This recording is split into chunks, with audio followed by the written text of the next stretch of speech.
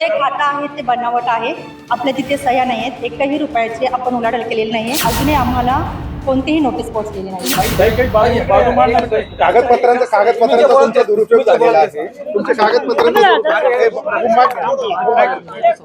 जे खातं आहे ते बनावट आहे. आपल्या तिथे सह्या नाही आहेत. एकही रुपयाची आपण उलाढाल केलेली नाही आहे. तुम्हाला कल्पना होती का समता पतसंस्थेमध्ये तुमच्या नावाची खाती कसं माहित झालं? आपल्या मीडियावरती पाहिलं आणि आम्ही आलोय. अजूनही आम्हाला कोणतीही नोटीस पोहोचलेली नाही. तुमच्या कागदपत्र पाहिली ती तुमचीच होती का बनावट होती ती? कागदपत्र बनावट आहेत. सह्या सुद्धा आपल्या बनावट आहेत. तर पुढचा तपास आपले करतात. तुमची देखील फसवणूक झाली आहे. या संदर्भात अगोदरच असा गुन्हा दाखल झालाय जासू त्यांच्याकडून. तुम्ही देखील दाखल करणार आहात का गुन्हा या संदर्भात? ते आम्ही मी सांगते, मी प्रतिभाताईची मी वकील आहे. मी ॲडव्होकेट जयश्री काळे पालवे, मी प्रतिभा चाकणकर यांची वकील आहे.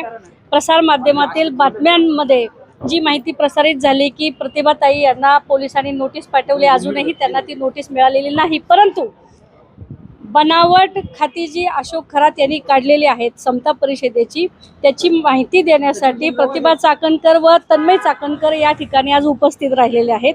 त्या ठिकाणी संपूर्ण प्रकरण पाहिल्यानंतर त्यांनी असं सांगितलं की समता पतसंस्थेमध्ये आम्ही कधीही गेलेलो नव्हतो. आमचं त्या ठिकाणी जाण्याचं काहीही कारण नाही. सर्व प्रकरण पाहिल्यानंतर त्या ठिकाणी त्यांचा पत्ता चुकीचा आढळून आला.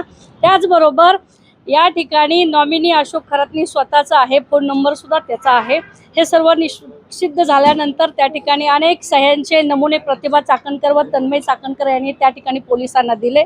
सदरील टायपिंगसाठी या ठिकाणी बराच वेळ लागला आणि हे सर्व खात्रीजमा झाल्यानंतर ते आता बाहेर पडलेले आहेत. पोलिसांना त्या वेळोवेळी सहकार्य करतील आणि तपासामध्ये मदत करतील. पण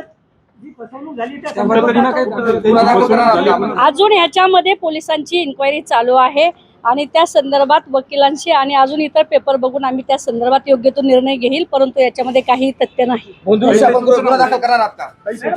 त्या ठिकाणी